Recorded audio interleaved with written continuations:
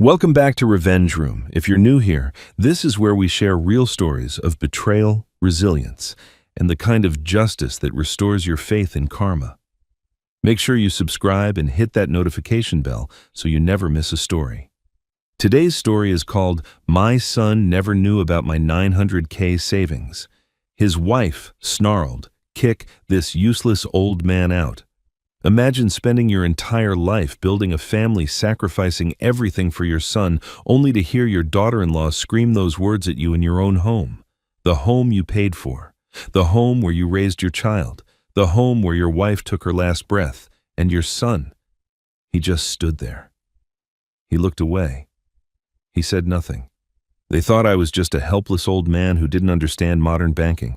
They thought I would crawl away quietly and disappear. They had no idea I had $900,000 hidden away. They had no idea my late wife had spent her final months preparing for exactly this moment. They had no idea that every cruel word, every forged signature, every lie they told was being documented. 3 weeks after they threw me out, their bank accounts were empty. Their house was never theirs to begin with. And the daughter-in-law who called me useless. She lost everything. But here's what makes this story different. There's a secret my son kept for 5 years, a secret his wife used to control him like a puppet. When that truth comes out, everything you think you know about this family will change.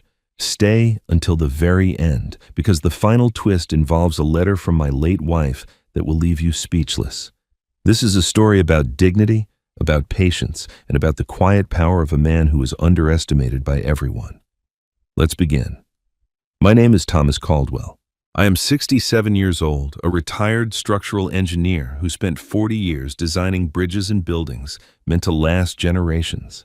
I built my career on precision, patience, and the belief that solid foundations could weather any storm. I never imagined the greatest collapse of my life would happen inside my own home. Every morning at 6:15, I water Margaret's white lilies by the kitchen window. She planted them the spring before she got sick, back when we still believed we had decades left together. 18 months ago, I held her hand as she slipped away, and the house has felt different ever since. Not empty exactly, but changed, like something fundamental shifted in the walls themselves. The lilies are my way of talking to her now. I tell her about the weather, about what I'm reading, about the small details of days that blur together. Some people might find that strange. I find it necessary. Margaret and I raised our son Ryan in this house. We watched him take his first steps in the living room, helped him with homework at the kitchen table, celebrated his graduation in the backyard. When he married Melissa 12 years ago, we welcomed her like a daughter. Margaret was cautious at first. She had a way of reading people that I never quite mastered, but I told her to give Melissa time, that she would grow into our family. Looking back, I wonder if Margaret saw something I refused to see. The first 6 months after Margaret's death, Melissa was polite. Distant, but polite. She and Ryan had moved in 3 years earlier when their own mortgage became difficult to manage. I was grateful for the company then. A big house feels bigger when you're grieving alone. But somewhere around month 7, something shifted. The politeness faded. Small comments began slipping out. Comments that felt like paper cuts at first, but started to sting more over time. It started with little things. Melissa would sigh loudly when I entered the kitchen in the morning, as if my presence was an inconvenience. She began referring to my daily routine as shuffling around. When I offered to help with household tasks, she would smile tightly and say, "That's okay, Thomas. We don't want you to strain yourself." The emphasis on my name felt deliberate, like she was reminding me I was a guest in my own home. One evening, I overheard her talking to Ryan in their bedroom. The door was slightly open, and her voice carried down the hallway. "He just sits there all day, Ryan, reading his books, watering those stupid flowers. Does he contribute anything?" I waited for my son to defend me. I waited for him to remind her that this was my house, that I had worked 50-hour weeks to pay off this mortgage, that I had sacrificed vacations and luxuries so he could go to college debt-free. But Ryan said nothing. The silence lasted so long, I thought they had noticed me listening. Then Melissa laughed softly and changed the subject.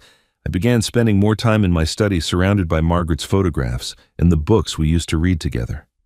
I thought about her final months, how she would sit at the computer for hours with a focus I hadn't seen since her teaching days.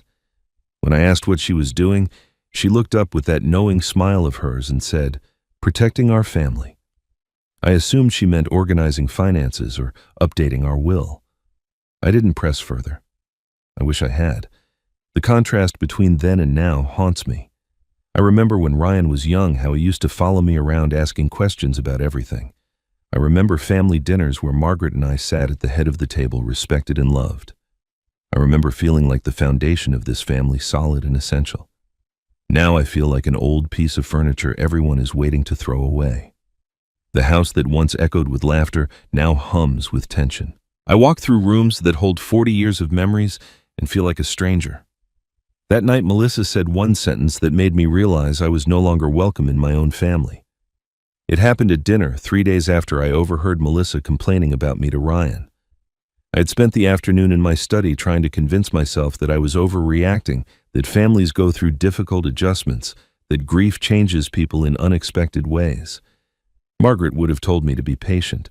She always believed that kindness could soften even the hardest hearts. So I came to the dinner table that evening with something close to hope, thinking perhaps we could share a meal like a normal family. Melissa had made roast chicken one of her better dishes. Ryan sat at his usual spot scrolling through his phone with the distracted look he always wore these days.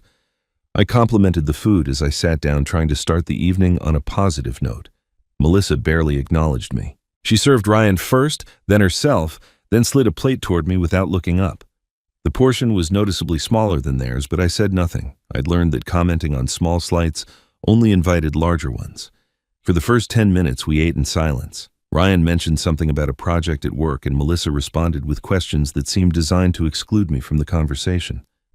I focused on my food, cutting the chicken into small pieces, chewing slowly to fill the time. Then Melissa set down her fork and looked directly at me with an expression I had never seen before. It was not anger exactly. It was something colder, more calculated. "Thomas," she said, her voice flat and deliberate. "Ryan and I have been talking about the future, about what makes sense for everyone." I set down my own fork and met her gaze. "What kind of future?" She glanced at Ryan, who had stopped eating but would not lift his eyes from his plate. "This house is getting crowded," she continued, "and frankly, having 3 adults here when 2 of them are trying to build a life together, it creates tension. You must feel it too." I felt my chest tighten but kept my voice steady. "This is my home, Melissa. Margaret and I built this life together. I'm not sure what you're suggesting." That was when her mask slipped completely. She leaned forward and her words came out sharp and precise. "What I'm suggesting, Thomas, is that you're dead weight. You contribute nothing. You sit in that study all day talking to a dead woman's flowers while Ryan and I handle everything. Maybe it's time you found somewhere else to spend your final years. A retirement community, a nursing home, anywhere but here." The words landed like blows. Dead weight, final years, somewhere else. I turned to Ryan, waiting for him to say something, anything. This was the boy I had raised. The boy I had taught to ride a bicycle in the driveway, who had cried on my shoulder when his high school girlfriend broke his heart, who had called me his hero in his wedding toast just 12 years ago. Surely he would not let his wife speak to me this way. But Ryan said nothing. His fork trembled slightly in his hand. He looked at Melissa with something that took me a moment to recognize. It was not indifference. It was not agreement. It was fear. His jaw tightened, and for a brief second his eyes met mine. I saw apology in them and shame, but also something else. Something like a man drowning who cannot call for help. Then he looked back down at his plate and the moment passed. I thought about all the years I had poured into my son. The double shifts I worked when he was in high school so we could afford the tutoring that got him into a good college. The $20,000 Margaret and I quietly gave him. When his first business failed, money we had saved for our own retirement. The countless nights I stayed up helping him with problems he could not solve on his own. I never asked for gratitude. I never expected repayment, but I suppose I expected loyalty. I expected that when the moment came, my son would stand beside me. The silence at that table stretched on for what felt like hours. Melissa watched me with a faint smile, satisfied that she had delivered her message. Ryan continued staring at his plate, his shoulders hunched like a man carrying a weight he could not put down. I looked at my son and tried to find the boy. I remembered the one who used to believe his father could fix anything. That boy was gone. In his place sat a stranger I did not recognize. I pushed back my chair and stood slowly. My knees ached from sitting too long, but I refused to show weakness. "Thank you for dinner," I said quietly. "I think I'll finish the evening in my study." Melissa shrugged as if my departure meant nothing. Ryan did not look up. I walked down the hallway to my study and closed the door behind me. Margaret's photograph sat on my desk, her smile frozen in a moment from happier times. I sat in my chair and stared at her face for a long time, trying to understand what had happened to our family. The son we raised together had become a silent witness to my humiliation. The home we built had become hostile territory. Everything I thought I knew about loyalty and love felt like a lie. But even as the hurt settled into my bones, a question nagged at the back of my mind. Ryan's silence was painful, yes. But it was not the silence of a man who did not care. It was the silence of a man who could not speak. His hands had trembled. His eyes had pleaded. Something was holding my son captive, something I could not yet see. That was the moment I stopped expecting my son to protect me. But I did not yet understand why he couldn't. The days following that dinner moved slowly, each one heavy with unspoken tension. I stayed in my study more than ever, letting Melissa believe she had won. She walked through the house with renewed confidence, her voice louder, her presence more commanding. Ryan avoided me entirely, leaving for work early and returning late, always finding reasons to be somewhere I was not. But while they assumed I was retreating into grief and irrelevance, something else was happening. I was watching, I was learning, and I was beginning to understand that this household operated on secrets I had never bothered to notice. It started with the mail. For 40 years I had collected the mail every afternoon, a simple routine that Margaret and I shared. But sometime in the past year, Melissa had taken over. She would intercept the mailman before I could reach the porch, sorting through envelopes with quick efficiency before I even knew they had arrived. At first I thought nothing of it, perhaps she was being helpful. But then I noticed that certain letters never made it to the kitchen counter, where we always left important documents. Bank statements, credit card bills, anything with numbers and account information seemed to vanish into Melissa's office upstairs. I began paying closer attention. Melissa had installed herself as the household's financial manager, a role she claimed was necessary because Ryan was too busy with work and I was too old to understand modern banking. She said this once at breakfast with a smile that was meant to seem kind but landed like condescension. I nodded and returned to my toast, letting her believe I accepted her explanation. But I had spent 40 years as an engineer managing budgets worth millions of dollars, calculating costs and risks with precision that left no room for error. I understood money better than Melissa could imagine. I simply chose not to show it. One afternoon, I watched from the hallway as Melissa sat at the kitchen table with a stack of papers. Ryan stood beside her reaching for one of the documents, but she pulled it away with a quick shake of her head. "I've got this," she said firmly. "You don't need to worry about the details." Ryan hesitated, his hand still extended, then withdrew it slowly and left the room. The interaction lasted only seconds, but it told me everything. Melissa controlled the information. She decided what Ryan saw and what he didn't. My son was not just silent at dinner. He was silent in his own marriage, excluded from decisions that should have been his to make. I stored these observations away, unsure what to do with them, but certain they mattered.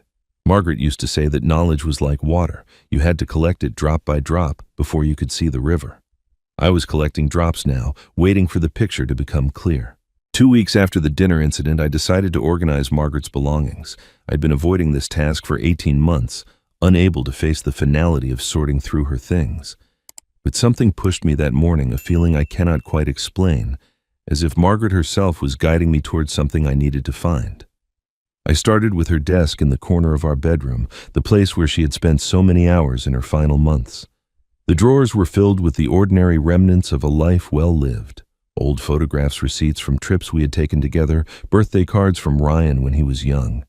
I lingered over each item, letting the memories wash over me. Then, in the bottom drawer beneath a stack of medical documents, I found a worn leather notebook I had never seen before. The cover was plain, the kind of notebook you might buy at any office supply store. But when I opened it, I recognized Margaret's handwriting immediately, the elegant loops and careful letters she had perfected as an English teacher. The pages were filled with notes, dates, and names, arranged in a pattern I did not immediately understand. There were references to bank accounts, property records, legal terms I would need to look up. And then I turned to the last page. The words hit me like a physical blow. Written in Margaret's steady hand were 2 lines that changed everything I thought I knew. Melissa Grant, Credit Report 2018, background check filed. Below that, underlined twice, trust Evelyn, she knows what to do. I sat on the edge of our bed staring at those words until they blurred.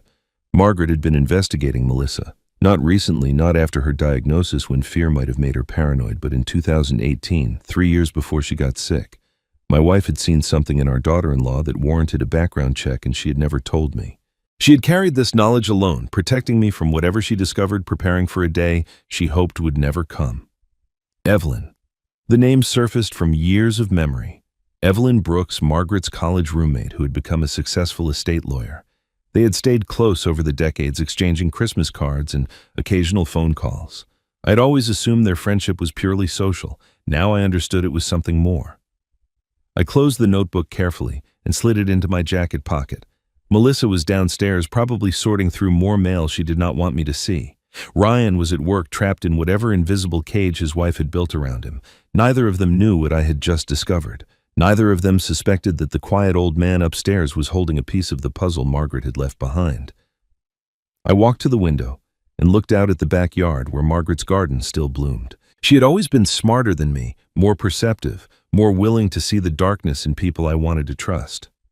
I had dismissed her caution about Melissa as overprotectiveness. I had told her to give our daughter-in-law time, and all along, Margaret had been preparing for this moment, building a safety net I was only now beginning to see. Patience isn't weakness, she used to tell me. It's strategy. Margaret had been watching Melissa long before I ever did. But why? What did my wife see that I missed? I kept Margaret's notebook hidden for the next several days, reading through its pages late at night when the house was quiet and Melissa's watchful presence had retreated to her bedroom. Each entry raised more questions than it answered. Margaret had documented dates of financial transactions, notes about Melissa's spending habits, references to debts that predated her marriage to Ryan. My wife had been meticulous, building a case file like a detective preparing for a trial that might never come. But she had died before she could tell me what it all meant, and now I was left to piece together the fragments alone. The tension in the house grew thicker with each passing day. Melissa seemed to sense that something had shifted, though she could not have known what I had discovered. She watched me more closely, her eyes following me when I moved through the common areas, her questions sharper than before. "What are you doing in there all day?" she asked one morning, nodding toward my study. "Reading," I replied simply. She did not believe me, but she could not prove otherwise. It was a Thursday evening when everything finally broke. I remember the date because it was exactly 18 months to the day since Margaret's funeral, a detail that felt significant in ways I could not articulate. I had come downstairs to make myself a cup of tea, a small ritual that connected me to the life Margaret and I had shared. The kitchen was empty when I entered, but within minutes Melissa appeared in the doorway, her arms crossed and her expression set in stone. "We need to talk," she said, her voice carrying the tone of someone who had rehearsed what came next. Ryan appeared behind her, his face pale and drawn. He looked like a man walking toward something he dreaded but could not avoid. I set down my teacup and turned to face them. "About what?" Melissa stepped into the kitchen, positioning herself between me and the door. "About this arrangement, about the fact that Ryan and I have been supporting you for over a year while you contribute nothing, about the reality that this situation cannot continue." I felt the familiar tightening in my chest, but kept my voice calm. "This is my home, Melissa. Margaret and I paid off this mortgage 20 years ago. I'm not sure what you think you're supporting." Her eyes flashed with something between anger and triumph. "Your home. You think because your name is on some old paperwork that makes this your home. Ryan and I are the ones paying the utilities. We're buying the groceries. We're maintaining the property while you sit in that room talking to photographs. You're a drain, Thomas. A financial and emotional drain on this family." Ryan shifted uncomfortably behind her. I looked at my son, searching for any sign that he would intervene. His mouth opened slightly as if words were forming, but before any sound could escape, Melissa shot him a look. It was quick, barely a second, but I saw it clearly. Her eyes narrowed with warning, and something unspoken passed between them. Ryan's jaw tightened. He closed his mouth and looked down at the floor. In that moment, I understood something important. My son was not merely weak, he was trapped. Whatever hold Melissa had over him went deeper than dominance or personality. There was fear in Ryan's posture, the kind of fear that comes from knowing a secret that could destroy you. But I could not help him now. I could barely help myself. Melissa turned back to me, emboldened by Ryan's silence. "This is our house now, Thomas, our life, and we've decided that it's time for you to find somewhere else to spend your final years." She paused, letting the words sink in, then delivered the line she had clearly been saving. "This useless old man needs to get out." The words hung in the air like smoke. Useless. The same word she had used at dinner, now weaponized into a command. I looked at Ryan one more time, giving him a final chance to speak. His eyes met mine, briefly filled with something that might have been apology or might have been goodbye. Then he looked away, and I had my answer. I did not argue. I did not raise my voice or defend my worth or list the decades of sacrifice I had made for this family. What would be the point? Melissa had made her decision, and Ryan had made his choice through silence. Fighting would only give her the satisfaction of seeing me desperate. Instead, I did something that clearly surprised her. I smiled. It was a small smile, barely visible, but I saw Melissa register it with confusion. She had expected tears or anger or pleading. She had not expected calm. "Very well," I said quietly. "I'll pack my things." I walked past them without another word, climbing the stairs to my bedroom with steady steps. Behind me, I heard Melissa whisper something to Ryan, her tone sharp with suspicion. She had won, but my reaction had unsettled her. Good. In my room, I pulled out a suitcase from the closet, the same one Margaret and I had used for our trip to Italy 15 years ago. I packed methodically, folding clothes with the precision of an engineer who understood that order mattered even in chaos. Margaret's notebook went in first, wrapped in a sweater for protection. Her photograph came next, the one from our 30th anniversary where she was laughing at something I had said. Then the practical things, toiletries, medications, a few books to pass the time. When I finished, I sat on the edge of the bed and looked around the room where I had slept for 40 years. Every corner held a memory. The chair where Margaret used to read before bed, the window where morning light would wake us gently, the closet still filled with her dresses because I could not bring myself to donate them. I was leaving all of it behind, not because I had lost, but because I was choosing a different kind of battle. I carried my suitcase downstairs and walked to the front door. Melissa stood in the living room, arms crossed, a smirk playing at the corners of her mouth. She thought this was victory. She thought she had finally pushed out the obstacle standing between her and complete control. Ryan stood near the window watching me with an expression I could not read. Regret, perhaps. Or relief. Or something more complicated that I would not understand until later. I opened the door and stepped onto the porch. The evening air was cool, carrying the scent of Margaret's garden one last time. I did not turn around. I did not give Melissa the satisfaction of seeing me look back at what I was losing. I simply walked forward, pulling my suitcase behind me, heading toward a future I had not yet planned. As I walked out, Melissa thought she had won. She had no idea she had just triggered her own destruction. The motel I found was modest, a single-story building off the main highway about 20 minutes from the house that was no longer my home. The room smelled faintly of cleaning supplies and had the impersonal feel of 1,000 temporary stays. A bed, a small desk, a television I never turned on, and a window overlooking the parking lot. It was nothing like the home Margaret and I had built together, but it was quiet, and quiet was what I needed. For 3 weeks, I spoke to almost no one. I paid for the room in weekly installments, ate simple meals from the diner next door, and spent my hours reading through Margaret's notebook with the attention I once gave to engineering blueprints. Each page revealed another layer of my wife's secret investigation. She had tracked Melissa's credit history, noting debts that appeared and disappeared in suspicious patterns. She had documented inconsistencies in stories Melissa told about her past small lies that individually meant nothing, but together painted a picture of someone who had learned to manipulate the truth. Margaret had been building a case methodically and patiently for years before her illness took her. My phone buzzed occasionally with messages from Melissa. The first few were almost civil, asking about logistics and when I might collect the rest of my belongings. But as the days passed and I did not respond, her tone shifted. "Enjoying your freedom, old man," one message read. Another said, "Ryan doesn't miss you, in case you were wondering." I read each one carefully, then set the phone aside without replying. Silence was my strategy now. Let her wonder what I was thinking. Let her assume I had crawled away to lick my wounds. The less she knew about my state of mind, the better. Ryan never called, not once in 3 weeks. I would be lying if I said that didn't hurt. There were moments late at night when the motel room felt especially empty when I picked up my phone and stared at his number. I wanted to hear his voice, wanted to understand why he had abandoned me so completely. But I remembered the fear in his eyes, the way Melissa's look had silenced him mid-sentence, and I forced myself to wait. Whatever was happening between Ryan and his wife went deeper than I understood. Reaching out now before I had the full picture would only make things worse. On the 14th day, I found the name Evelyn Brooks in Margaret's notebook for the 3rd time. Each reference was accompanied by notes about legal documents, trust structures, and property records. Margaret had not just been investigating Melissa, she had been preparing something building legal protections with the help of her oldest friend. I realized I could no longer put off the call I should have made weeks ago.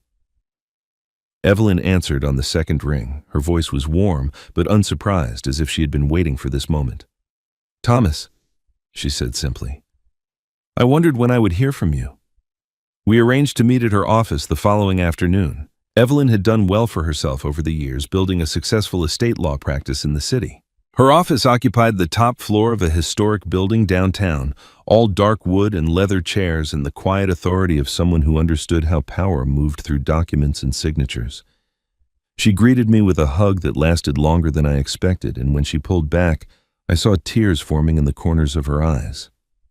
"You look tired," she said gently, guiding me to a chair across from her desk. "It's been a difficult few weeks." She nodded slowly, her expression shifting from sympathy to something more focused. "Margaret came to see me several times before she passed. Did you know that—" I shook my head. "I knew you two stayed in touch, but I didn't know she visited your office." "She was worried about something," Evelyn continued. "About someone. She never said it directly, but I could tell. Margaret wasn't the type to prepare for disasters that weren't coming. When she started asking me about asset protection and irrevocable trusts, I knew something was wrong at home." I pulled out Margaret's notebook and set it on the desk between us. I found this in her belongings. She was investigating Melissa. Background checks, credit reports, financial records. I don't understand all of it, but I can see the pattern. Evelyn picked up the notebook and flipped through its pages with the practiced eye of someone who had seen similar documents before. "This is thorough," she murmured. "Margaret always was meticulous." She set the notebook down and looked at me with an intensity that made me sit straighter in my chair. "Thomas, did Margaret ever give you a letter? Something she asked you to open when the time was right?" The question triggered a memory I had buried beneath months of grief. 2 months before Margaret died, during one of her better days, when the medication was working and her mind was clear, she had handed me a sealed envelope. Her handwriting on the front read simply, "For Thomas, when you need it." I had assumed it was a farewell letter, something sentimental she wanted me to have after she was gone. The thought of reading it had felt like accepting her death before it happened, so I had tucked it away in my dresser drawer and tried to forget it existed. "Yes," I said slowly. "She gave me something. I never opened it. I thought it was goodbye." Evelyn leaned forward, her voice dropping to something between urgency and reverence. "That letter is not a goodbye, Thomas. Margaret and I spent hours preparing what's inside. She wanted to tell you herself, but she ran out of time. Everything you need to understand what's happening, everything you need to protect yourself and reclaim what's yours, is in that envelope." I felt the weight of the moment settling over me. All those hours Margaret had spent at her computer, all those visits to Evelyn's office, I never knew about all those careful notes in her notebook. She had not been lost in illness or distracted by dying. She had been working, building something I was only now beginning to see. Evelyn looked at me and said, "Thomas, your wife didn't just love you. She built you a fortress. It's time you found the door." I drove back to the motel that evening with Evelyn's words echoing in my mind. The envelope was waiting for me tucked into the bottom of my suitcase, where I had placed it before leaving the house. I had carried it with me without even realizing why, some instinct telling me that Margaret's final gift should not be left behind in a home that no longer felt like mine. Now I understood that instinct had been guiding me toward this moment all along. The room felt smaller than usual as I sat on the edge of the bed, the envelope resting in my hands. Margaret's handwriting on the front was familiar and foreign, at the same time a reminder of the woman I had loved for over 40 years and the secrets she had kept to protect me. My fingers trembled slightly as I turned the envelope over and examined the seal. It had never been opened. For 18 months, this letter had waited for me while I grieved and struggled and finally found myself cast out of my own home. Margaret had known. Somehow, impossibly, she had known. I slid my finger beneath the seal and carefully removed the folded pages inside. The paper was heavy, the kind Margaret always used for important correspondence. Her handwriting was steady and deliberate, each letter formed with the precision of someone who still had strength and clarity. I checked the date at the top of the first page, 3 months before her death. She had written this during one of her better periods when the treatments were working and we had allowed ourselves to hope for more time. While I had been planning trips we would never take and dinners we would never share, Margaret had been preparing for a future she knew I could not yet imagine. The letter began simply as Margaret always did. My dearest Thomas, if you are reading this, it means what I feared has happened. I'm sorry I could not be there to stand beside you. I'm sorry I could not protect you the way you always protected me, but I have done what I can from where I am and I pray it will be enough. I had to stop reading. The tears came without warning, blurring the words on the page until I could no longer see them. I set the letter down and pressed my palms against my eyes, trying to steady myself. Margaret's voice was so clear in these words, so present, that for a moment I forgot she was gone. It felt like she was sitting beside me, her hand on my shoulder, guiding me through the darkness the way she always had. When I could see again, I continued reading. By now, Melissa has likely tried to push you out of our home. She has probably said cruel things, made you feel unwanted, convinced Ryan to stand aside while she dismantles everything we built. I want you to know that none of this is your fault. You saw the best in people, because that is who you are. I loved that about you, even when it frustrated me. But I could not afford to share your optimism. Someone had to watch. Someone had to prepare. The next section of the letter explained what Margaret had discovered over the years. She had noticed inconsistencies in Melissa's stories almost from the beginning. Small details that did not add up, references to jobs that did not exist, and family members whose names changed between tellings. At first, Margaret had dismissed these as nervousness or exaggeration. But then she began noticing Melissa's relationship with money, the way credit cards appeared and disappeared, the unexplained debts that surfaced and were quickly hidden. Most troubling was the pattern of control Melissa established over Ryan, isolating him from old friends, managing every aspect of their finances, creating a dependency that went beyond normal marriage. I didn't tell you any of this, Margaret wrote, because I didn't want to poison your hope. You loved Ryan so completely and you wanted so badly for his marriage to succeed. I could not bear to be the one who planted doubt in your heart, so I watched in silence and I prepared for the day when the truth would reveal itself. I only wish I could have been there to see it through. The letter continued with instructions. Margaret had worked with Evelyn to establish legal protections I had never known about. There were trusts, property arrangements, financial safeguards designed to ensure that no matter what happened, I would not be left vulnerable. She had anticipated Melissa's moves with the precision of a chess master, positioning pieces years in advance for a game that was only now being played. Ryan will not defend you, Margaret wrote near the end of the letter. Not because he does not love you, but because he is trapped in something he cannot escape. I do not know the full nature of his cage, but I know it exists. Melissa holds something over him, some secret or shame that keeps him silent. Do not hate our son for his weakness, Thomas. Hate the woman who exploited it. I read those words 3 times, trying to understand what Margaret had seen that I had missed. Ryan's fear at the dinner table, his trembling hands, his inability to speak, even when his father was being humiliated. It was not cowardice, it was captivity.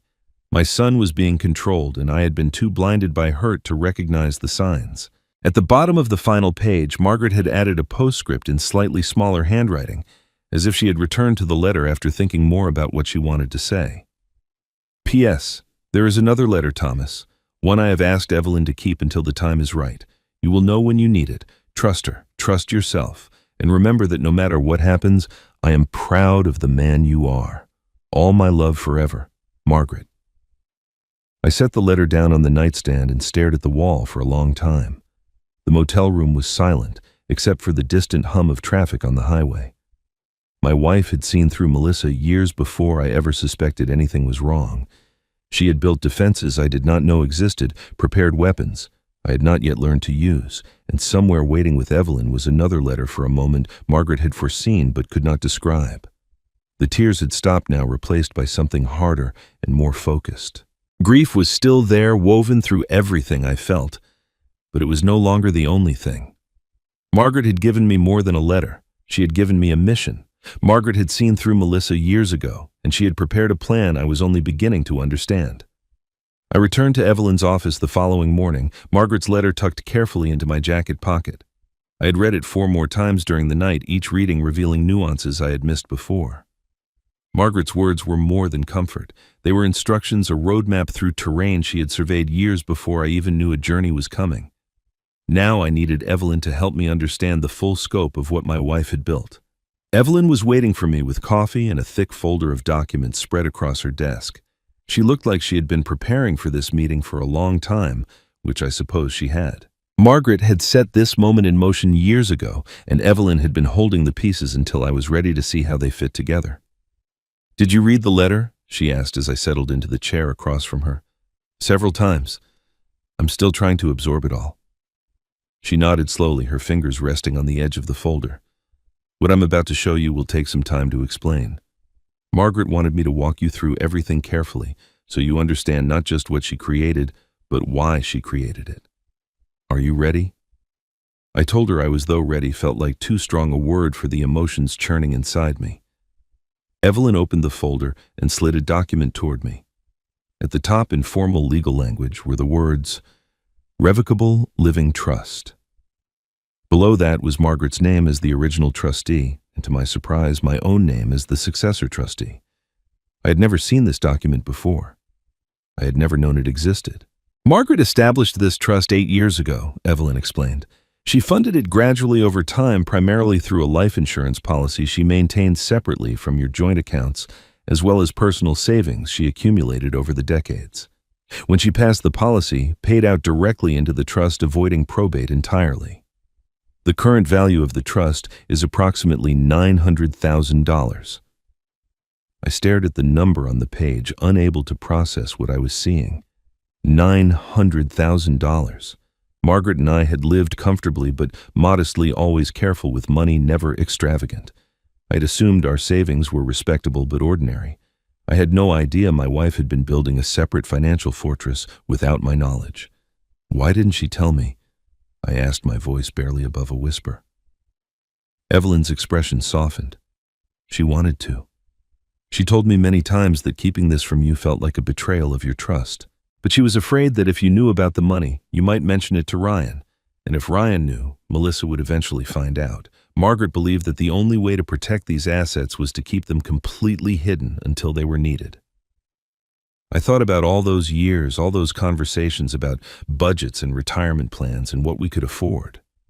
Margaret had participated in every discussion, nodding along, contributing her thoughts, never once hinting that she had a secret account growing in the background. The deception stung, but I understood her reasoning. She had been right about Melissa. She had been right about everything. Evelyn continued explaining the structure of the trust. The money was designated for future grandchildren, a provision Margaret had included to give the assets a clear purpose. But there was a critical clause that made all the difference. Only I, as the successor trustee, could authorize any distribution from the trust. No one could force me to sign. No court could compel me to release the funds against my will. If I chose never to authorize a transfer, the entire amount would eventually go to a charitable foundation Margaret had specified in the documents. "Melissa and Ryan have a daughter," I said slowly, thinking of the 3-year-old girl I had seen only a handful of times since Margaret's death. "Lily, she would be the beneficiary." "Potentially, yes, but only if you decide she should be. The power rests entirely with you, Thomas. Margaret designed it that way deliberately. She wanted you to have leverage, something that could not be taken from you no matter what happened." I sat with that information for a long moment, turning it over in my mind. $900,000, controlled entirely by me, designated for a grandchild whose mother had just thrown me out of my own home. The irony was not lost on me. "What about the house?" I asked, remembering the question that had been nagging at me since I first read Margaret's notebook.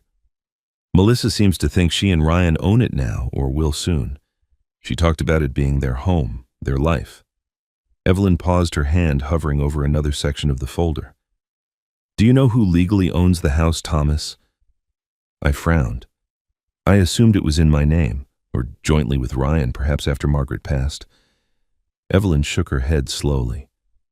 Margaret did something unusual, something I advised her on, but honestly did not expect her to follow through with. We'll get to the details soon, but I want you to understand the full picture before we discuss the property. For now, just know that the house is not what anyone thinks it is. Not Ryan, certainly not Melissa.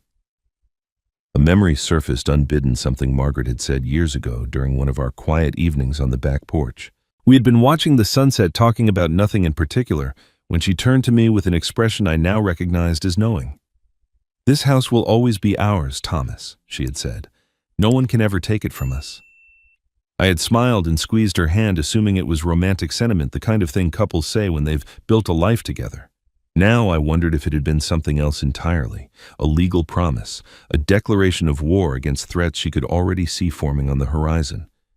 I looked at Evelyn, my mind racing through possibilities I had never considered. The trust gave me financial leverage. The house apparently held secrets of its own. Margaret had not just been preparing defenses, she had been constructing an entire battlefield, positioning pieces for a conflict she knew would come after she was gone. The money isn't the weapon, I said slowly, the realization crystallizing as I spoke. It's the bait, something to make them desperate, to force them into mistakes. Evelyn smiled, the first genuine smile I had seen from her since we began this conversation. Margaret said you'd figure that out. She always said you were smarter than you gave yourself credit for. Over the following week, Evelyn and I began the methodical work of building a case. Her office became my second home, the conference table covered with bank statements, legal documents, and financial records that told a story Melissa had never intended anyone to read. What emerged from those papers was a portrait of greed so brazen it almost seemed careless, as if Melissa had never imagined anyone would look closely enough to see what she was doing. The joint account was the centerpiece of her mistakes. Years ago, when Ryan and Melissa first moved into the house, I had added Ryan's name to one of my personal accounts for convenience. The intention was simple. If something happened to me, Ryan would have immediate access to funds without waiting for probate. It was a gesture of trust, the kind of thing a father does without thinking twice. What I had not anticipated was Melissa inserting herself into that arrangement, gradually taking control of the account until she treated it as her personal treasury. Evelyn spread the statements across the table, highlighting transactions in yellow marker. Look at this pattern, she said, tracing her finger down a column of withdrawals.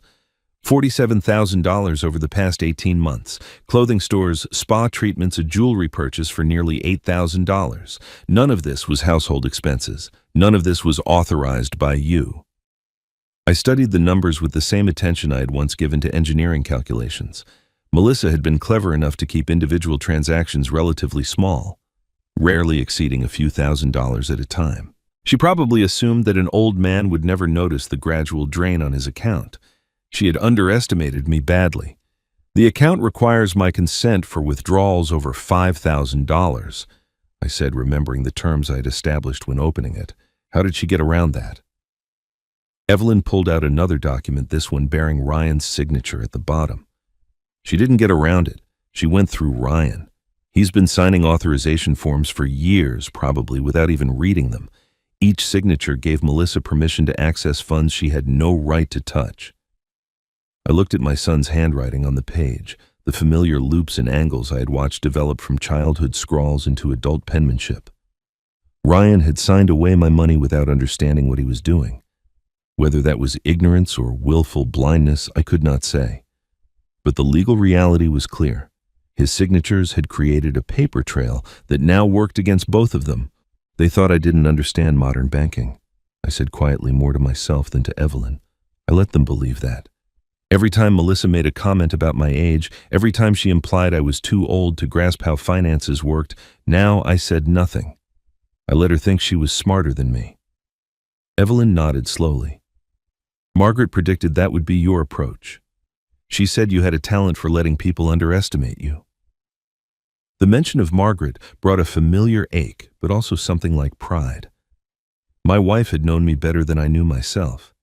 She had understood that my silence was not weakness, but patience, a quality she had always valued even when it frustrated her. As we continued reviewing documents, a memory surfaced that I had not thought about in months. It was from a family gathering last year, one of the few times Melissa had permitted me to attend a holiday dinner at the house after Margaret's death. I had been sitting in the living room watching the others prepare food in the kitchen when I noticed Ryan slip away to the bathroom. He was gone longer than seemed normal, and when he returned I saw him quickly pocket a small prescription bottle. Our eyes met across the room, Ryan's face flushed with something between embarrassment and fear. He walked over to where I was sitting and lowered his voice. "It's for anxiety," he said as if I had asked. "I've had it for about 5 years now." Then he returned to the kitchen without another word, leaving me to wonder what had happened 5 years ago that required medication to manage. 5 years. The timeline stuck with me now as I sat in Evelyn's office surrounded by evidence of Melissa's financial manipulation. 5 years ago, Ryan had started taking anxiety medication. 5 years ago, something had changed in my son that turned him from the confident young man I remembered into the silent, fearful person he had become. The connection felt significant, though I could not yet see its shape. Evelyn seemed to read my thoughts. She set down the document she had been reviewing and looked at me with an expression I had come to recognize as carefully measured disclosure. "There's something else I should mention," she said. "While I was gathering financial records, I also came across some other information about Ryan, unrelated to Melissa but interesting." I waited for her to continue, but she did not elaborate. Instead, she returned her attention to the papers on the table, leaving her statement hanging in the air like an incomplete sentence. I understood that she was telling me something without telling me, planting a seed that would grow when the time was right. Margaret had taught her well. "What kind of information?" I pressed. Evelyn shook her head slightly. "Not yet, Thomas. We need to focus on the financial case first. The other matter will become relevant when it becomes relevant. For now, just know that Ryan's situation is more complicated than it appears." I wanted to push harder to demand answers about my son that might explain his years of silence and submission. But I had learned something important over the past few weeks. Patience was not just a virtue, it was a weapon. Margaret had taught me that, and Evelyn was reinforcing the lesson. Some truths needed time to reveal themselves. Rushing toward them only gave your opponents time to prepare defenses. We spent the rest of the afternoon organizing the evidence into categories: unauthorized withdrawals, forged authorizations, patterns of financial abuse. Each document was another nail in a coffin Melissa did not yet know was being built. Ryan's signatures appeared on page after page, a record of complicity that would be difficult to explain to any judge or investigator who cared to look. Every signature they signed brought them closer to losing everything. And they had no idea the house was never theirs to lose. The morning I went to the bank felt like the beginning of something irreversible. Evelyn had prepared all the necessary documentation, and I carried it in a leather folder Margaret had given me years ago for important papers. The irony of using her gift for this purpose was not lost on me.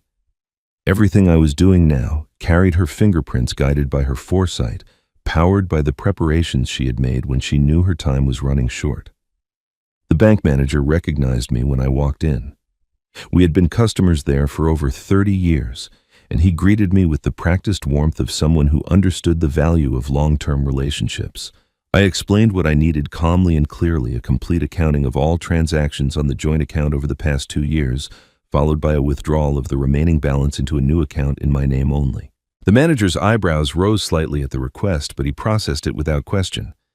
My name was on the account. My social security number was attached to it. The money was legally mine to move. When the transaction was complete, I asked for printed records of every withdrawal made in the past 18 months. The manager handed me a thick stack of papers, each page documenting the slow drain of funds I had never authorized.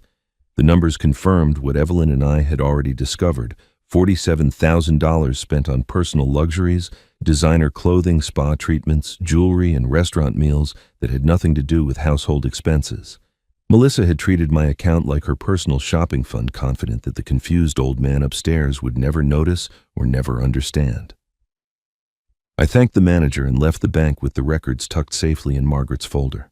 The account Melissa had been raiding was now empty, its contents transferred to a place she could not reach. Whatever credit lines she had built on the assumption of continued access were about to collapse. The trap was closing, and she did not even know it yet. The first sign that something had changed came 2 days later. I was sitting in my motel room reading through the final documents Evelyn had prepared when my phone buzzed with a text message from a number I did not recognize. It was a forwarded screenshot sent anonymously showing a declined transaction notification from a department store. Below it was another screenshot, a credit card statement showing a frozen account and a balance due of over $12,000. Someone was making sure I knew that Melissa's financial world was beginning to crack. I learned later that the call started that same afternoon. The bank had flagged several pending transactions as potentially fraudulent since they were attempting to draw from an account that no longer held sufficient funds. Credit card companies followed with their own inquiries, concerned about the sudden change in payment patterns. Melissa, who had built her lifestyle on the assumption of unlimited access to money that was never hers, found herself suddenly cut off from the resources she had taken for granted. My phone rang that evening. The caller ID showed Ryan's name, and I stared at it for a long moment before answering.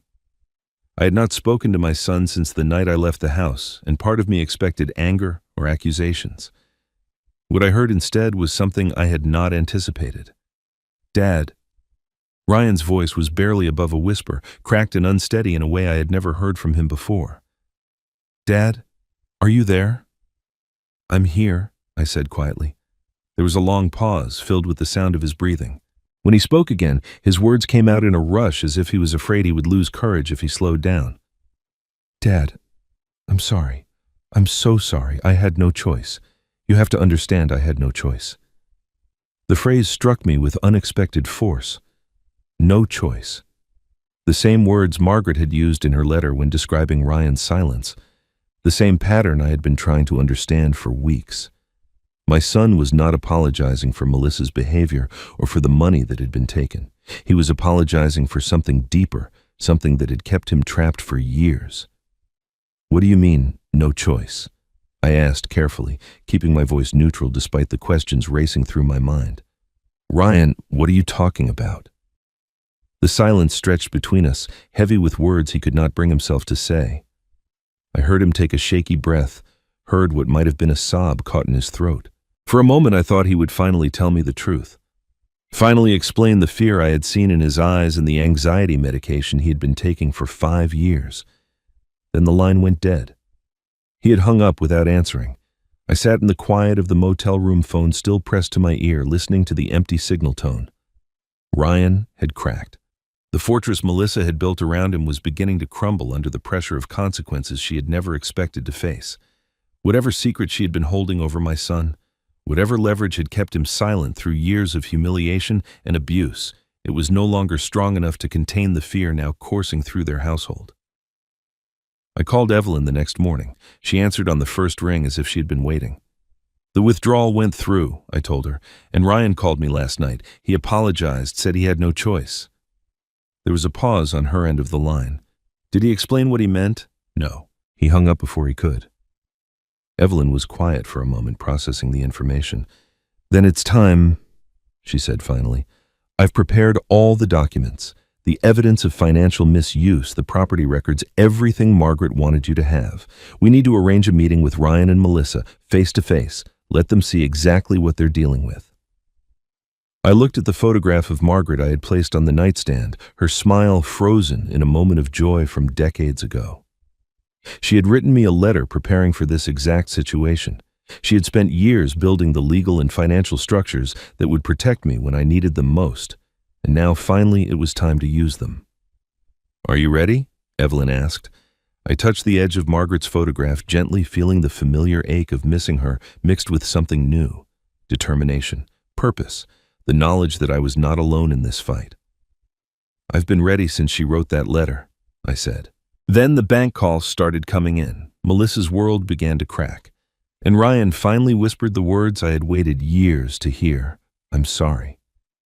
The meeting took place 3 days later in Evelyn's conference room. I arrived early, wanting time to compose myself before facing the people who had thrown me out of my own home.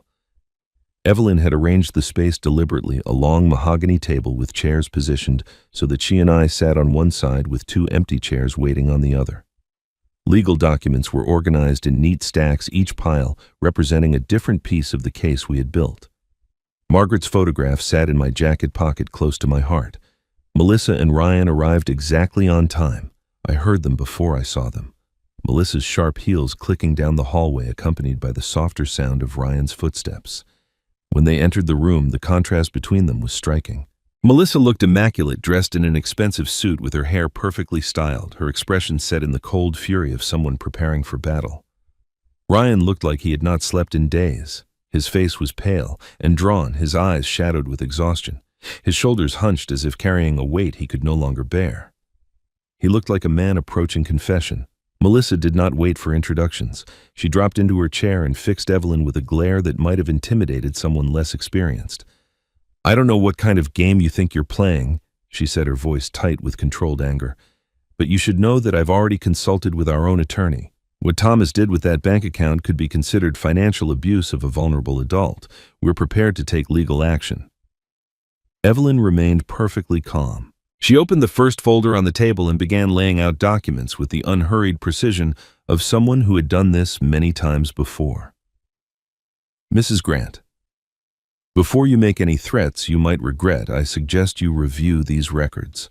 They document $47,000 in unauthorized withdrawals from an account belonging to Thomas Caldwell. Your name appears on none of the original account documents.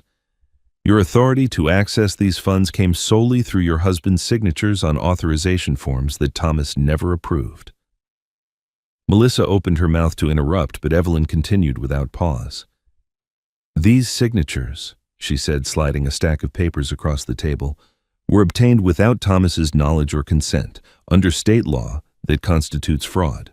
The purchases made with these funds, which include jewelry, designer clothing, spa treatments, and other personal luxuries, were misrepresented as household expenses. That constitutes embezzlement." Ryan stared at the documents as if seeing them for the first time. Perhaps he was. Melissa had likely kept him ignorant of the details, presenting papers for him to sign without explanation, trusting that his compliance would continue indefinitely. Now the evidence of his unwitting participation was spread across the table, each signature a link in a chain he had helped forge around his own neck. "This is ridiculous," Melissa said, but her voice had lost some of its edge. "Ryan had every right to manage family finances. Thomas was living in our house, eating our food, contributing nothing. We were entitled to compensation." Evelyn's expression did not change. "That brings us to the second matter," she said, reaching for another folder. "The house." I watched Melissa's face as Evelyn opened the folder and removed a document bearing official seals and notarized signatures. This was the moment Margaret had prepared for, the revelation that would shatter every assumption Melissa had built her plans upon. "You believe the house belongs to Ryan," Evelyn said calmly, "or will belong to him after Thomas passes. You've been operating under the assumption that as Ryan's wife, you have a stake in that property. I'm afraid that assumption is incorrect." She slid the document across the table. "This house is held in an irrevocable trust established by Margaret Caldwell 10 years ago. Thomas has what is called a life estate, meaning he has the legal right to live in the house until he dies. The property itself, however, does not belong to him. It belongs to the trust." Melissa grabbed the document, her eyes scanning the legal language with growing confusion. "What does that mean? Who gets the house when he dies?" Evelyn's voice remained steady. "After Thomas passes, the house transfers to the Caldwell Family Foundation, a charitable organization Margaret established for educational scholarships. Not Ryan, not you, Mrs. Grant. The house was never going to be yours." The color drained from Melissa's face. I watched the realization hit her like a physical blow, watched her understand that the prize she had been scheming toward for years had never existed. All her manipulation, all her cruelty, all her careful positioning had been for nothing. The house she had claimed as her own, the home she had thrown me out of, belonged to a charity she had never heard of. But Evelyn was not finished. "There's one more provision you should be aware of," she said, pulling out a final document. "Margaret included a protection clause in the trust. If Thomas is ever forcibly removed from this home by a family member, that family member automatically forfeits all inheritance rights from the Caldwell estate. Every penny, every asset, everything." Ryan's head snapped up. Melissa's hands began to tremble. "Miss Grant!" Evelyn continued, her voice carrying the weight of absolute certainty. "On March 15th of this year, you told Thomas Caldwell to leave his home. You called him useless. You demanded he find somewhere else to spend his final years. You made it clear he was no longer welcome under that roof. Thomas left peacefully to avoid conflict, but your words and actions constitute forcible removal under the terms of this trust. She slid the final document across the table. By forcing Thomas out of his own home, you triggered the protection clause. This document, witnessed and notarized, confirms that you have waived your claim to any inheritance from the Caldwell estate. The $900,000 in the family trust that was designated for future grandchildren, you have no legal standing to benefit from it. None. Melissa stared at the papers, her mouth opening and closing without sound. Then the explosion came. That can't be legal. She screamed, her composure shattering completely. You can't just write someone out of an inheritance because of an argument. This is America. We have rights. Evelyn did not flinch. She simply pushed the notarized documents closer to Melissa's trembling hands. Margaret spent years working with me to ensure every provision would hold up in court. Every clause was reviewed by estate law specialists. Every signature was properly witnessed. Every protection was designed to be ironclad. She paused, letting the words sink in. Margaret made sure it was legal. She made sure it was permanent. And she made sure that if anyone ever tried to hurt Thomas, they would lose everything. Melissa's face went white. She had kicked me out of my own house, and in doing so she had signed away her future. The silence that followed Evelyn's revelation was absolute. Melissa sat frozen, her face drained of color, staring at the documents that had just dismantled every plan she had ever made. Ryan had not moved since the words Caldwell Family Foundation had been spoken. He sat rigid in his chair, his hands gripping the armrests as if they were the only things keeping him upright. The conference room felt smaller somehow, the walls closing in around the wreckage of a marriage built on lies. Then Melissa's survival instinct kicked in. She turned to Ryan with an expression that mixed desperation with command, the look of someone accustomed to having her orders followed without question. "Ryan, say something." She demanded, her voice sharp despite its tremor. "Tell them this is insane. Tell them I didn't do anything wrong. You were there. You know I never forced your father to leave. He chose to go. Tell them." Ryan did not move. His eyes remained fixed on the table, on the stack of documents that spelled out his wife's crimes in cold legal language. His jaw was tight, his breathing shallow, and I could see the war playing out behind his eyes. Years of conditioning fought against something else. Something that had been building since the moment I walked out the front door with my suitcase. The crack I had heard in his voice during our phone call was spreading now, fractures running through the walls Melissa had built around him. "Ryan," Melissa said again, her tone hardening. "Look at me. Tell them." But Ryan would not look at her, would not speak for her. And in that refusal, I saw the first real act of defiance my son had shown in years. Evelyn watched this exchange with the patience of someone who understood exactly what was happening. When it became clear that Ryan would not come to Melissa's defense, she reached for one final folder that had been sitting apart from the others. Her movements were deliberate, almost gentle, as if she understood the weight of what she was about to reveal. "There's one more matter we need to discuss," Evelyn said quietly. "Grant, during our investigation into the financial irregularities, we came across some additional records that have nothing to do with bank accounts or property trusts." She paused, giving the words space to land. "They concern an incident from 5 years ago." Ryan's head snapped up. For the first time since entering the room, he looked directly at Evelyn, and the fear in his eyes was unmistakable. This was what he had been dreading. This was the secret that had kept him silent through years of watching his father be humiliated and dismissed. Evelyn continued, her voice steady but not unkind. 5 years ago, there was a car accident, a DUI. Someone was injured, though fortunately not killed. The police report filed that night named the driver as Ryan Caldwell. She let the statement settle before continuing. But a second report filed just hours later removed Ryan's name entirely. The accident was attributed to mechanical failure. No charges were filed. Melissa's face contorted with something between rage and terror.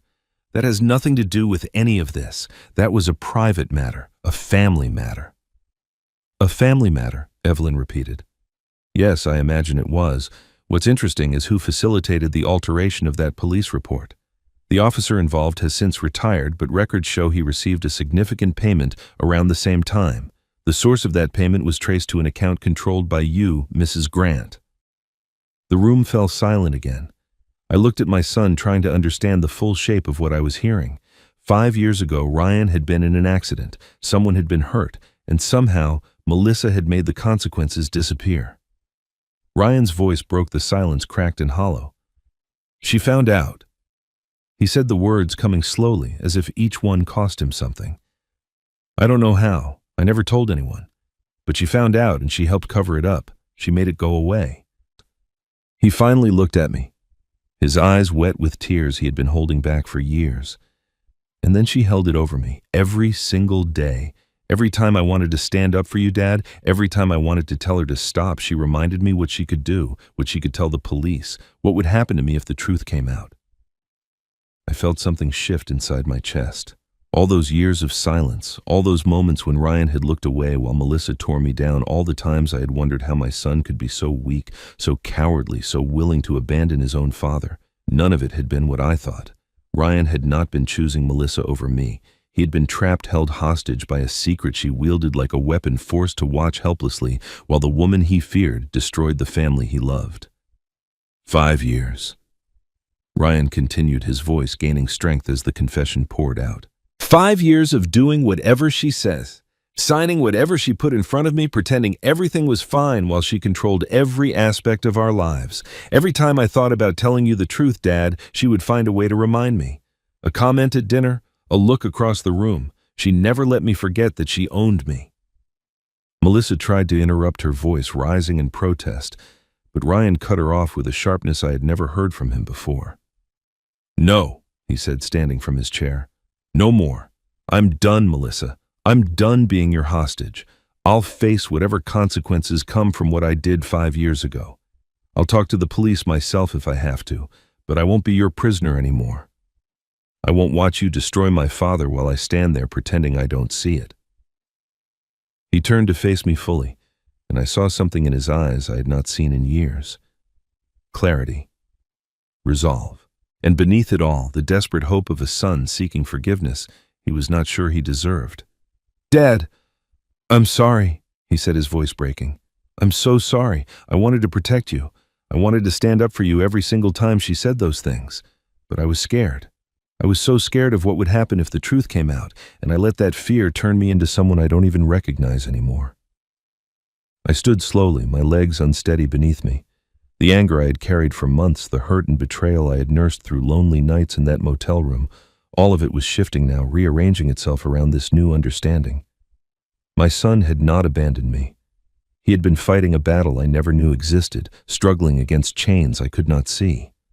I crossed the distance between us and placed my hand on Ryan's shoulder. He flinched at first, as if expecting rejection, then looked at me with eyes full of tears. For the first time in 5 years, my son looked at me without fear in his eyes, and I finally understood his silence was not betrayal. It was survival. The moment between Ryan and me was interrupted by a sound that cut through the silence like breaking glass. Melissa had risen from her chair. Her composure shattered beyond repair, and the noise that escaped her was something between a scream and a sob. She stood at the edge of the conference table, her perfectly manicured hands gripping its surface as if she might collapse without its support. The mask she had worn for years, the careful construction of control and superiority, had crumbled completely. "You can't do this," she said, her voice trembling with fury and desperation.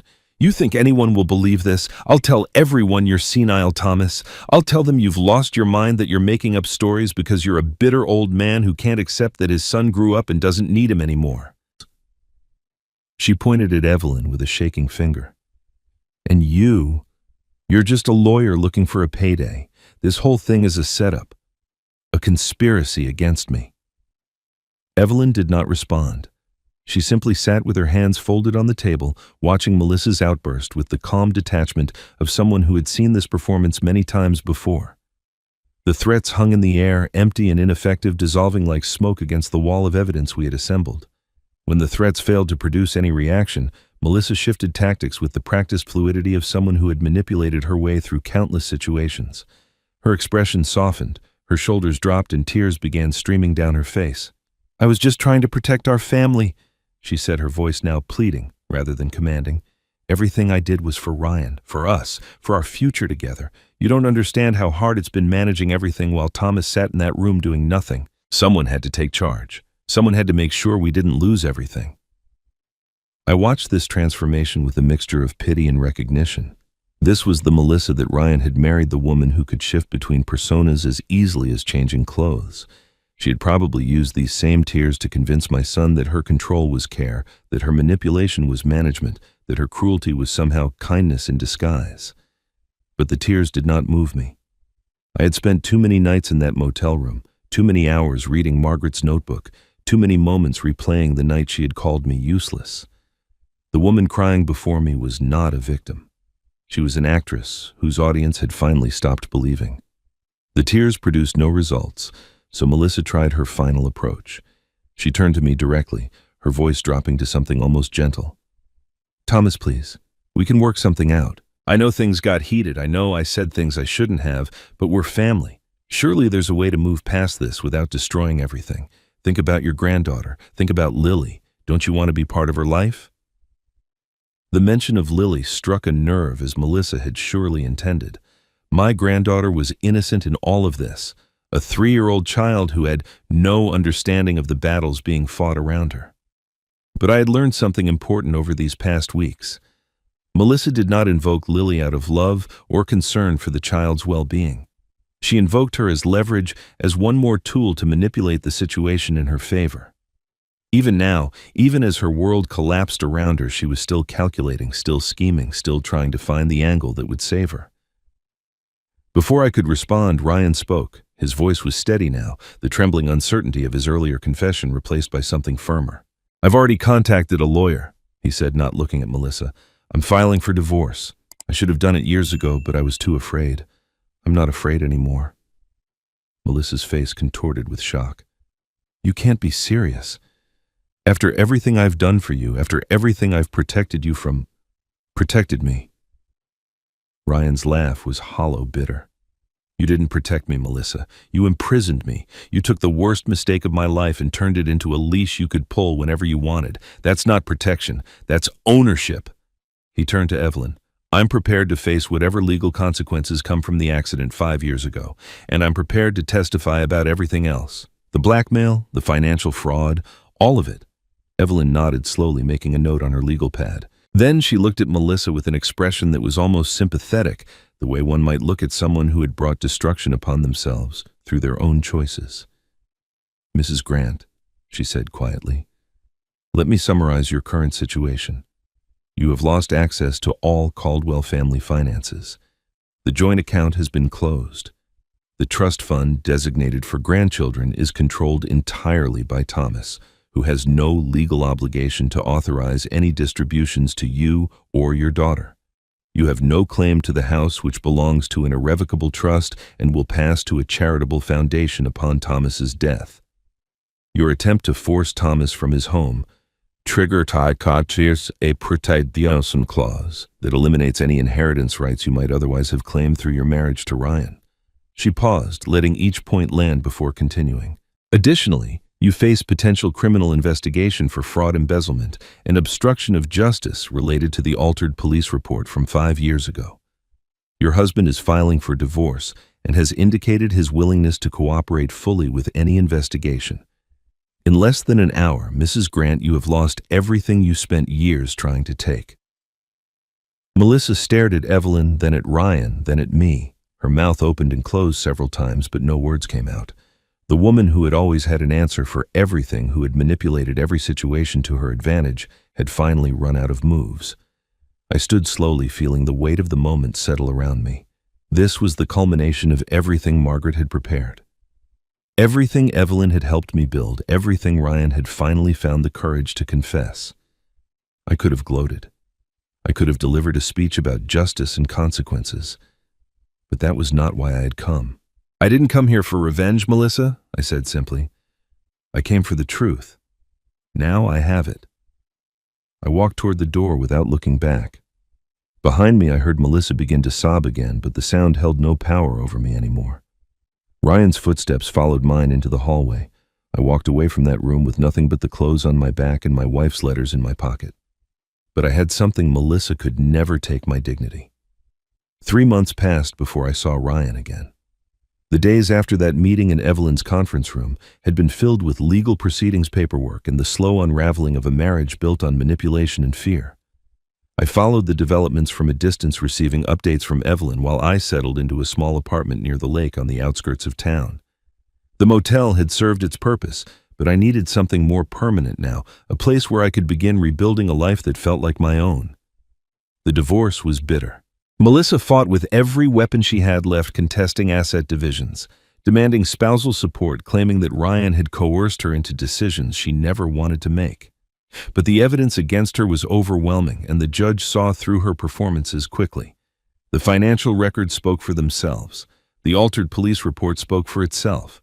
Ryan's testimony, delivered quietly but firmly over 2 days of proceedings, painted a picture of a marriage defined by control threats and systematic manipulation. When the final judgment came down, Melissa received nothing. No alimony, no claim to property, no share of any Caldwell assets. She left the courthouse with her lawyer trailing behind her, her face set in an expression of cold fury that promised future vengeance she would never be able to deliver. She left town 2 weeks later. I heard through Evelyn that Melissa had moved to another state, burdened by debts she could no longer hide, and a reputation that had followed her despite the distance. The woman who had once controlled every aspect of her household, who had held my son hostage with secrets and shame, had been reduced to starting over with nothing but the consequences of her own choices. I felt no joy at this news, no triumph, only a quiet sense of closure, like the final page of a chapter that had gone on far too long. Ryan's situation resolved more gently than I had expected. True to his word, he had gone to the authorities himself, confessing to the accident from 5 years ago and explaining the circumstances of its cover-up. The officer who had altered the report had long since retired, but Ryan's voluntary disclosure worked in his favor. The district attorney, recognizing that Ryan was as much a victim of Melissa's manipulation as anyone, recommended leniency. The judge agreed. Ryan received 2 years of probation and 200 hours of community service. No jail time, no felony record. The weight he had carried for 5 years was finally lifted, replaced by the lighter burden of accountability he had chosen for himself. He called me on a Tuesday morning in late spring, his voice hesitant in a way I had not heard since he was a teenager, asking permission to borrow the car. He wanted to meet. Not at the house, which was still technically mine under the terms of Margaret's trust, but somewhere neutral. A coffee shop downtown, somewhere we could talk without the ghosts of everything that had happened between us. I agreed, though part of me was not sure what to expect. The son who arrived at that coffee shop looked different from the man I had watched crumble in Evelyn's conference room. He was thinner now, the stress of the past months evident in the lines around his eyes, but there was something else, too. Something I had not seen in years. He stood straighter. He met my gaze directly. The fear that had haunted his expression for so long was gone, replaced by something quieter and more grounded. We sat across from each other at a small table by the window, cups of coffee growing cold between us. For a long time, neither of us spoke. The silence was not uncomfortable exactly, but it was heavy with everything that remained unsaid. Finally, Ryan broke it. "I didn't come here to ask for anything," he said, his voice steady but soft. "Not money. Not the house. Not even forgiveness, because I know I don't deserve that." He paused, staring into his coffee cup as if searching for words he had rehearsed but could not quite remember. "I just needed you to know something. I spent 5 years watching her destroy you, Dad. 5 years of standing there while she said those things, while she pushed you out of your own home, while she treated you like you were worthless. And I said nothing. I did nothing. I let it happen because I was scared of what she would do to me." He looked up, meeting my eyes with an intensity that surprised me. "I don't deserve your forgiveness. I know that. But I need you to know that I never stopped loving you. Not for a single day. I was just too scared to show it, too trapped to fight for you the way you always fought for me." I listened without interrupting, letting his words settle around us. The anger I had carried for so long had faded over the past months, replaced by something more complicated, understanding perhaps, or simply the recognition that people are capable of being both weak and loving, at the same time that fear can silence even the deepest bonds. Forgiveness isn't something you demand, Ryan, I said finally. It's something you earn, over time, through actions, not words. You can't undo 5 years with a single conversation, but you can start building something different, something better. Ryan nodded slowly, accepting the terms I was offering. No easy absolution, no pretending that the past had not happened, just the possibility of a future we might construct together, one careful step at a time. "Can we try again, Dad?" he asked. "Can we at least try?" I looked at my son, older, now humbler, finally free from the chains that had bound him for so long. He was not the confident young man I remembered from before Melissa, but perhaps he was becoming someone better, someone who understood the cost of silence and the value of truth. "We can try," I said, "but trying is just the beginning." The weeks following that conversation with Ryan were filled with a different kind of quiet, not the lonely silence of the motel room or the tense stillness of the house when Melissa had controlled every corner. This was something calmer, a space where I could finally think without the pressure of crisis or the weight of unanswered questions.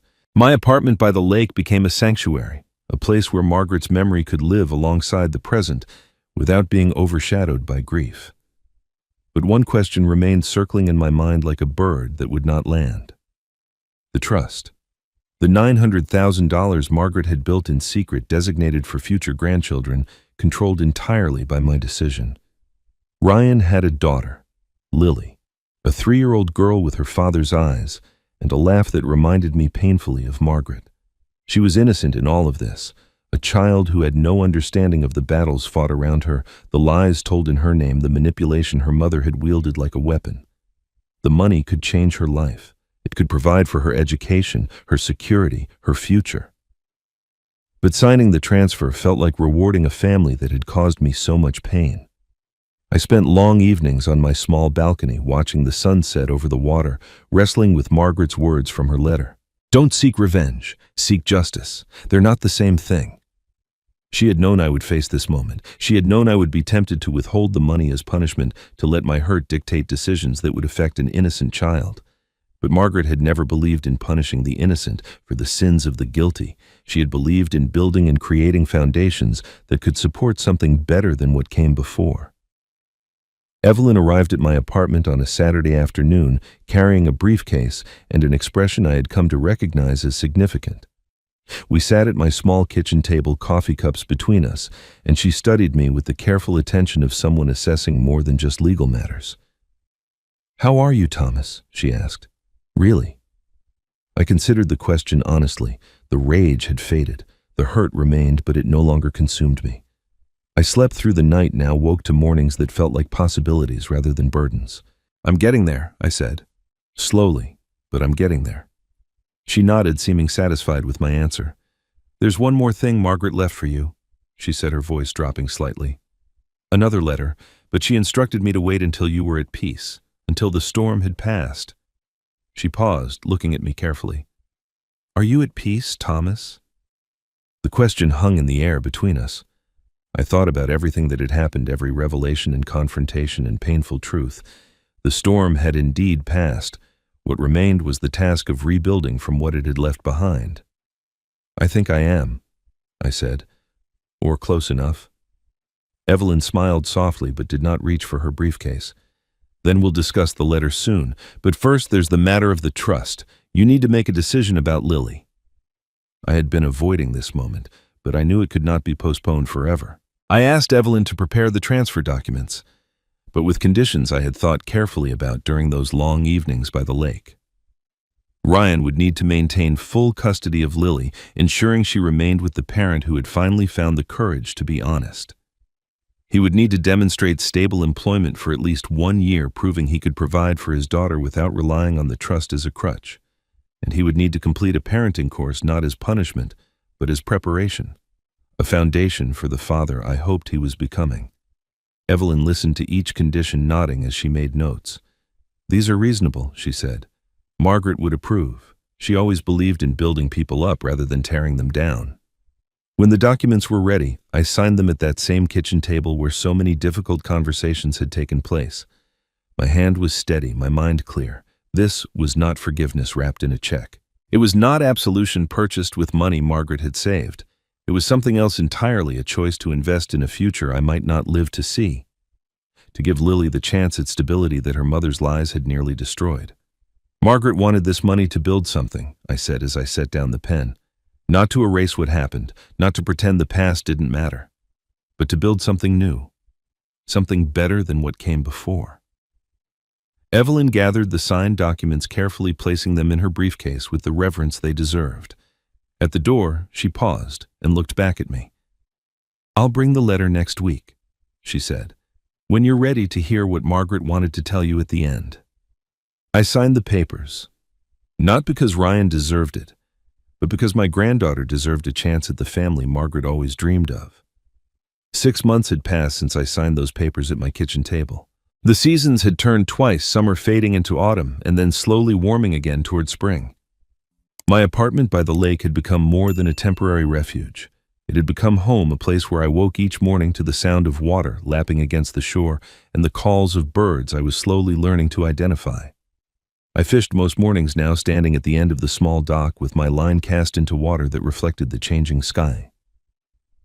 In the afternoons, I read the books Margaret and I had always promised ourselves we would get to someday. The someday had arrived, though not in the way either of us had imagined. Ryan visited every other weekend, bringing Lily with him. Watching my son become a father, truly become one, rather than simply holding the title, was like watching a plant finally receive the sunlight it had been denied. He was patient with her in ways I had not expected, kneeling to her level when she spoke, listening to her rambling stories about imaginary friends and favorite colors with genuine attention. The fear that had defined him for so long was gone, replaced by something steadier and more present. He was not perfect. He made mistakes, but he owned them now, learned from them, tried again the next day. That was all any of us could do. Evelyn arrived on a Thursday morning in early April, her car pulling into the small gravel lot near my building just as I was returning from the dock. She carried a briefcase as always, but her expression told me this visit was different. There was a tenderness in her eyes, a gravity that made me set down my fishing rod and give her my full attention. We sat on the balcony overlooking the lake, coffee cups warming our hands against the lingering chill of early spring. Evelyn reached into her briefcase and withdrew a worn envelope, its edges softened by time and handling. I recognized the paper immediately. It was the same cream-colored stationery Margaret had used for the first letter, the same careful handwriting spelling my name on the front. "Margaret left this with specific instructions," Evelyn said quietly. "She told me to give it to you only when you no longer needed it, when the storm had passed and you had found your footing again." She paused, looking at me with an expression that mixed sadness and warmth. "I think that time is now." I took the envelope with hands that trembled slightly, though not from fear. This was the final piece of Margaret's plan, the last words she had prepared for a moment she knew she would not live to see. I opened it carefully, unfolding the pages inside with the reverence they deserved. The handwriting was weaker than the first letter, the lines less steady, written closer to the end when her strength was fading, but her mind remained clear. I could almost see her at her desk, fighting through exhaustion to leave me this final gift. "My dearest Thomas," the letter began. "If Evelyn has given you this letter, it means you've survived the storm I could see coming but couldn't stop. I'm so proud of you. I spent my last months building walls around you, legal protections, financial shields, documented evidence, but I always worried they wouldn't be enough. I worried I was leaving you alone. Now I know you were never alone. You carried me with you. Every document was my hand on your shoulder. Every clause was my voice in your ear. What happens now is up to you. If Ryan truly changes, if he earns his way back, let him in. Not because you have to, but because you choose to. And if he doesn't, that's okay too. You've already proven something more important. You can stand on your own. Live now.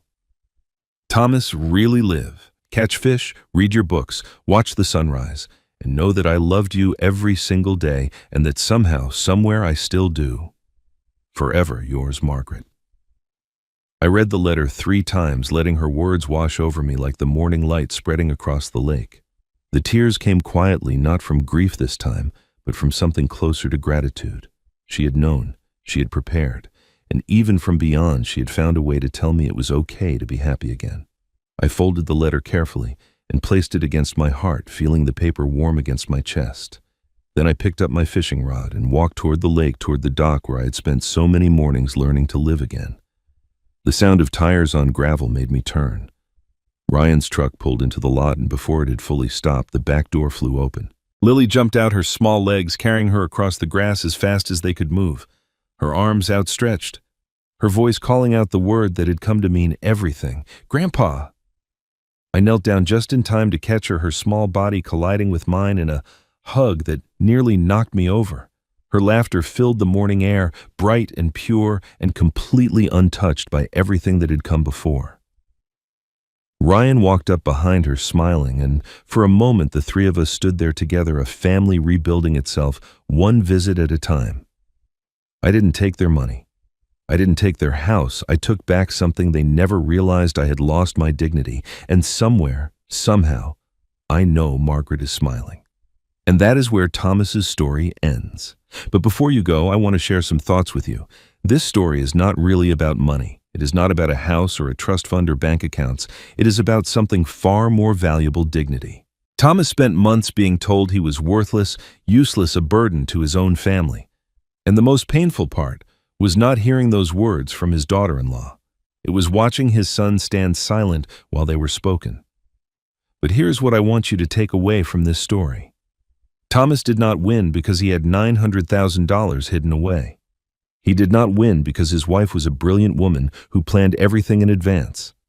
Thomas won because he refused to let cruelty define his worth. He walked out of that house with nothing but a suitcase and his dignity intact. Everything else came later. If you're watching this and you recognize yourself in Thomas, if someone in your life is making you feel small, making you feel like a burden, making you question your own value, please hear me when I say this. Their words do not determine your worth. You are not what they call you. You are not the names they use or the roles they try to force you into. You are a complete person who deserves respect, and anyone who cannot give you that respect does not deserve a place in your life. And if you recognize yourself in Ryan, if you have been silent when you should have spoken, if fear or shame has kept you from standing up for someone you love, it is not too late. Ryan spent 5 years as a hostage to his own mistakes. But when he finally found the courage to tell the truth, he did not just free himself. He began the long process of earning back his father's trust. Redemption is possible. But it starts with honesty, and it requires action, not just words. Never underestimate the quiet ones. Never assume that silence means weakness or that patience means defeat. Some people are simply waiting for the right moment to reveal what they have been building all along. Thank you for staying until the end. If this story moved you, please share it with someone who needs to hear it. Subscribe to Revenge Room for more stories of justice, resilience, and the quiet power of people who refuse to be broken. I will see you in the next one.